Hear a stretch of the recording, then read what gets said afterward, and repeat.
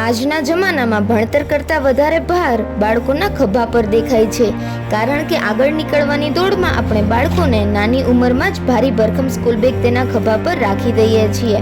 પણ હવે એવું નહીં થાય, કારણ હવે બાળકોને ઘરેથી સ્કૂલે અને સ્કૂલેથી ઘરે નહીં લઈ જવી પડે સ્કૂલ બેગ.